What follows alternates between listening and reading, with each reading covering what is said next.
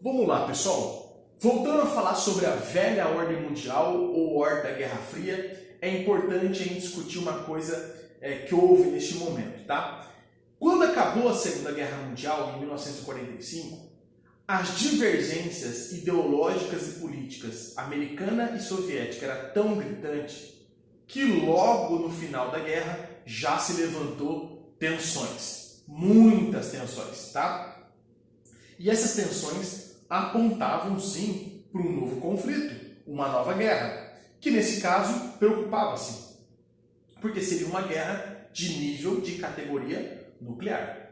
Para evitar os conflitos, Estados Unidos e União Soviética firmam dois acordos, dois tratados ou conferências. Conferência de Yalta e Conferência de Potsdam. Vocês vão ver que as duas vão acontecer no mesmo ano, ó, as duas. 1945, ou seja, no ano que se interrompe, que se finaliza a Segunda Guerra Mundial. Pessoal, a Conferência de Yalta foi discutida o que fazer com os territórios que tinham sido invadidos pela Alemanha nazista. Porque a Alemanha nazista, como ela estava à procura da formação do Terceiro Reich, do Império Nazista, ela chegou a invadir terras para o ocidente da Europa e chegou a invadir terras para o oriente também da Europa. Ela dominou terras basicamente aí de leste e de oeste, ok? E o intuito dessa conferência era exatamente discutir o que fazer com aqueles territórios europeus que tinham sido invadidos e tal pela Alemanha nazista.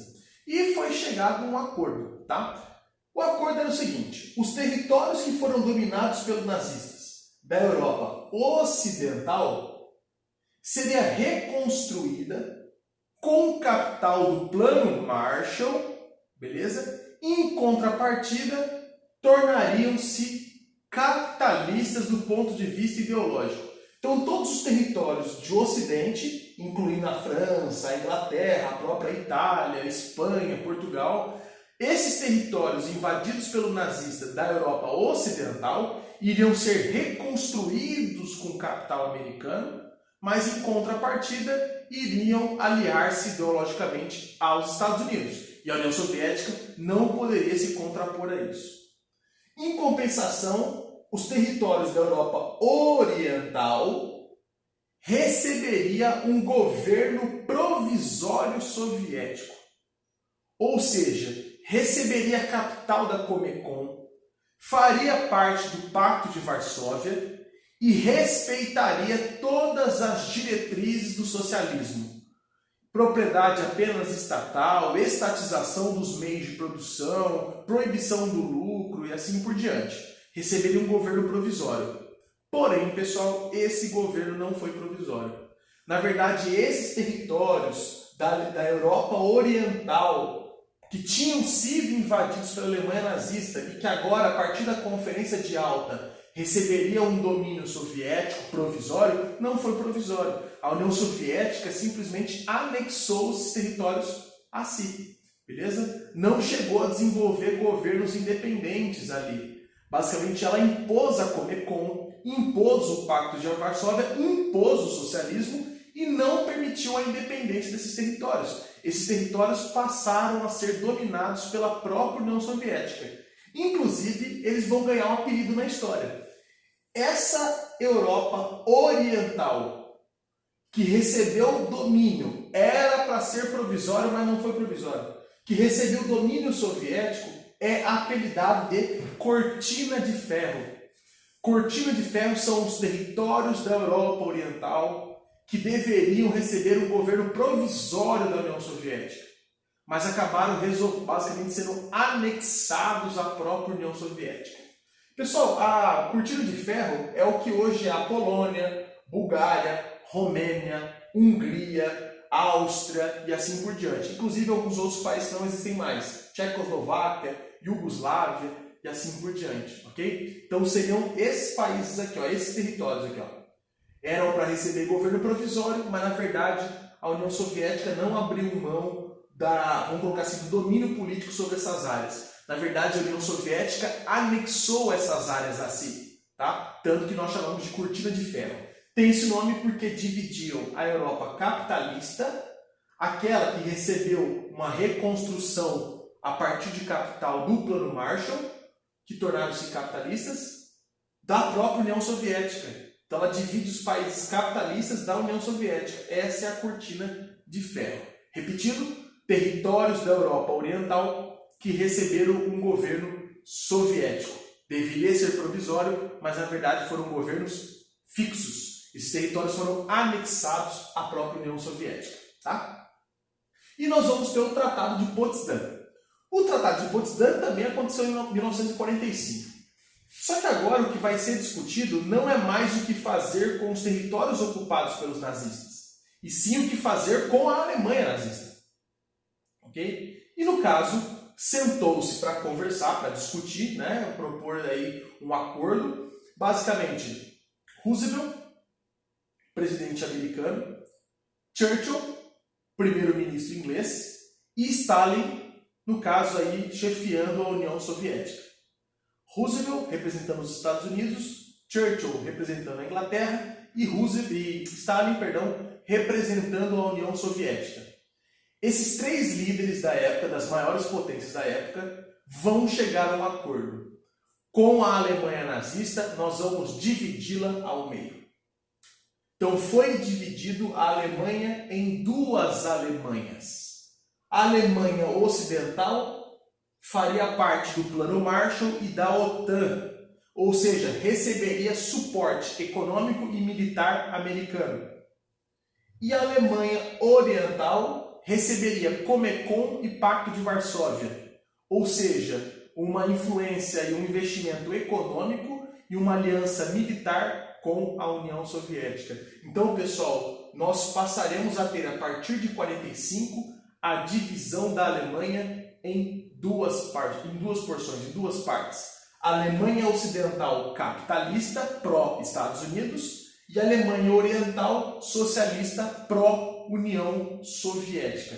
É por isso que se você pega vídeos, por exemplo, filmes de Copa do Mundo, de Olimpíadas desse período, você vai ver que tinham duas Alemanhas. O Brasil vai jogar com a Alemanha Oriental. Tinha que colocar esse oriental no nome porque existia outra Alemanha. Só que, pessoal, nessa divisão proposta no Tratado de Potsdam tinha um problema grave. Quando você divide a Alemanha em duas porções ideológicas, parece democrático. Uma parte é capitalista, influência americana, e a outra parte socialista, influência soviética. Parece um acordo assim democrático, diplomático e pacificador. Mas, pessoal, tinha um problema. A cidade mais importante da Alemanha é a sua capital, Berlim. É o maior polo industrial, é onde nós temos mais pessoas, né? Uma concentração populacional, uma concentração urbana. Disparadamente, Berlim é e era, naquela época, a cidade mais importante. Berlim está inteiramente, ao dividir a Alemanha no meio, Berlim fica inteiramente dentro da Alemanha Oriental. Ou seja, a União Soviética vai ficar com a cidade mais rica e mais importante da Alemanha? Não. Dentro da própria Conferência de Potsdam, negocia-se a divisão da Alemanha, mas também negocia-se a divisão de Berlim. Berlim passa a ser dividido em duas porções. Nós teremos a leste, a oriente, a porção soviética, socialista, e nós vamos ter a oeste, a porção capitalista. Mas, professor, essa porção aqui, oeste, de Berlim, capitalista, não vai ficar dentro da Alemanha socialista? Vai. Por isso que foi construído um muro, o tal do Muro de Berlim. O Muro de Berlim divide a cidade de Berlim na metade, no meio, socialista e capitalista, mas também o Muro de Berlim contorna toda essa zona capitalista. E era preciso, pessoal, porque ela está mergulhada, essa cidade está mergulhada dentro de um mundo definido como um mundo socialista, a Alemanha Oriental. Então, quando você olha no mapa, a Alemanha Oriental toda socialista, mas um pedacinho capitalista. Esse pedacinho era cercado por muros. O Muro de Berlim é a parte capitalista. Inclusive, pessoal, essa parte capitalista é dividido em três porções internas. Você vai ter, por exemplo, os bairros do norte de Berlim. com uma influência e um domínio francês. Tanto é que se você visita Berlim hoje, a sua porção norte é uma porção com casas, construções com uma estética arquitetônica francesa. Já os bairros mais centrais de Berlim, com uma influência e dominação inglesa, até hoje isso é visto. E se você vai para os bairros do sul de Berlim, influência cultural, arquitetônica americana, casas sem portão, gramadas e assim por diante. Então, pessoal, basicamente Berlim também passa a ser dividido em duas áreas de influência. A porção leste socialista, soviética, e a porção oeste capitalista, francesa, britânica e americana. O Muro de Berlim dividia-se sim as duas porções de Berlim, socialista e capitalista, mas também cercava toda a porção capitalista. É esse tracejado vermelho aqui, pessoal. O que era fundamental para a época. Afinal de contas, essa porção capitalista de Berlim está mergulhada dentro de um mundo socialista, como se fosse um enclave, uma área de exceção dentro de um mundo socialista que é a Alemanha Oriental. Inclusive aqui tem algumas fotos, pessoal. Essa seria a estrutura do Muro de Berlim, cercado, militarizado, com fosso, com o próprio muro concretado, né? Aqui está a região do Muro de Berlim na época, né? Uma fotografia da época. Não podia sair da Alemanha Oriental e ir para a Alemanha Ocidental, muito menos de Berlim Oriental para Berlim Ocidental. Era proibido a migração, tá, pessoal? Tanto que muitas famílias foram divididas e não se viram mais. Às vezes você tinha pais que moravam numa parte da Alemanha, na Alemanha Ocidental, por exemplo, os filhos na Alemanha Oriental. Com a divisão, não poderiam trocar de Alemanhas. Então muitas famílias foram divididas. Tem história, inclusive, de vô com neto, pai com filho, que nunca mais se viram ou se viram muitos anos depois, só depois que caiu o Muro de Berlim. Foram divididos por conta dessa decisão política da época, tá?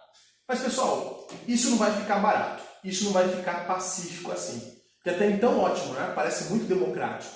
Vamos pegar as porções invadidas pela Alemanha nazista oriental, vamos dar para a União Soviética, e a porção ocidental sob domínio americano. A Alemanha.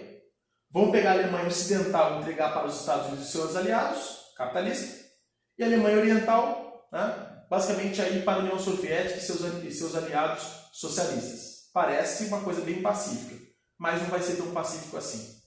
Os Estados Unidos, a França e a Inglaterra vão desenvolver uma estratégia para unir as três zonas de Berlim e para unir toda a Alemanha Ocidental. Professor, não são unidos já? Pessoal, pelo menos ideologicamente são unidos, mas politicamente, economicamente, havia algumas divisões. A área de influência francesa, a área de influência britânica, a área de influência americana. Na verdade, os países capitalistas, Estados Unidos, França e Inglaterra, vão desenvolver uma estratégia para unir a Alemanha Ocidental inteira, ok? E para unir Berlim Ocidental inteira. Como que eles fazem isso? Primeiro, eles criam uma moeda própria. Então, nas três zonas capitalistas, francesa, inglesa e americana, usava-se a mesma moeda. Passou-se a usar a mesma moeda para facilitar o comércio, ampliar o comércio e assim por diante. Junto com isso, os Estados Unidos resolve adicionar a Alemanha Ocidental e Berlim Ocidental no Plano Marshall. Então, Berlim Ocidental e Alemanha Ocidental vão começar a receber milhões e milhões de dólares de investimento para reconstruir da guerra, tornar-se uma potência e aliar-se aos Estados Unidos do ponto de vista ideológico. Então, além de criar uma moeda única entre os três para facilitar o comércio, a expansão do comércio, também os Estados Unidos ajuda financeiramente a Alemanha e Berlim Ocidental. Passa a adicionar a Alemanha e Berlim Ocidental no Plano Marshall. Então, milhões e milhões de dólares serão injetados na Alemanha capitalista, milhões e milhões de dólares serão injetados na Berlim capitalista. Qual era o intuito disso? O intuito, pessoal, era gerar uma assimetria econômica. Ou seja, você ter uma Alemanha muito desenvolvida, pró-Estados Unidos, capitalista, e gerar uma outra Alemanha pobre, menos acelerada, menos moderna, mais arcaica que a Alemanha soviética, a oriental. A ideia é você transformar Berlim Ocidental numa cidade moderna, desenvolvida, industrial, rica. E a ideia é você fazer com que Berlim Oriental não consiga alcançar o seu nível. Ela mantenha-se um certo grau de pobreza, atraso e assim por diante. Gerando uma assimetria econômica, você forçaria fluxos migratórios. As pessoas sentiriam a diferença. Que há uma Alemanha muito pobre e uma muito rica. Que há uma Berlim muito pobre e uma Berlim muito rica. E essa assimetria econômica vai gerar fluxo migratório descontrolado, o que já seria um exemplo de derrota para a União Soviética, para o socialismo. Tipo uma prova, ó, tá vendo? O socialismo é atrasado, o socialismo não desenvolve. Olha como o lado capitalista é mais rico, é mais desenvolvido. Então o intuito de criar uma moeda única na parte capitalista da Alemanha e de Berlim, o intuito de você inserir a Alemanha e Berlim Ocidental no Plano Marshall era desenvolver monstruosamente essa região, gerando uma assimetria econômica e trazendo a primeira derrota para a União Soviética, mostrando para o mundo como o socialismo é atrasado e não consegue acompanhar o capitalismo. Essa é a ideia. Mas, pessoal, a União Soviética tenta quebrar essa estratégia americana, francesa e britânica. Ela cria, pessoal, um fenômeno chamado bloqueio de Berlim. Um fato histórico muito conhecido. Bloqueio de Berlim, 1948. A União Soviética cerca Berlim inteira com militares. E ela podia fazer isso até então, porque a Alemanha Oriental é socialista. Então ela vai colocar militares cercando Berlim inteiro. A ideia, pessoal, é sufocar Berlim capitalista. Se eu cercar com militares Berlim inteira, Berlim capitalista não vai receber dinheiro, água, alimento e assim por diante.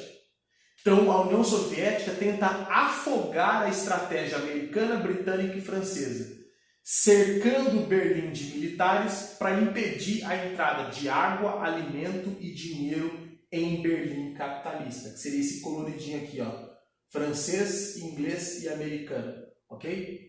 Só que essa estratégia soviética de sufocar Berlim Ocidental, Berlim capitalista, não vai dar certo. Porque Estados Unidos, França e Inglaterra conseguem perceber que dinheiro, alimento e água não chega por terra, porque está tudo cercado por militares, mas chega por ar. Basicamente, os Estados Unidos desenvolvem uma estratégia chamada ponte aérea. Vai começar a enviar mercadorias para Berlim capitalista utilizando aeronaves. Ó. Então agora sai alimento, capital e água da Alemanha capitalista diretamente para Berlim capitalista, sem passar pelos militares que estavam em solo. Então as aeronaves americanas, britânicas e francesas vão começar a trazer mercadorias para Berlim Ocidental. Ou seja, a estratégia soviética de sufocar a estratégia americana não vai dar certo. Pessoal, nós vamos fazer mais uma pausa nesse vídeo, na nossa videoaula sobre velha ordem mundial, para daqui a pouco a gente entrar em tensões que ocorreram nesse momento e também para falar sobre o fim da ordem, que é exatamente a falência da União Soviética. Voltamos já.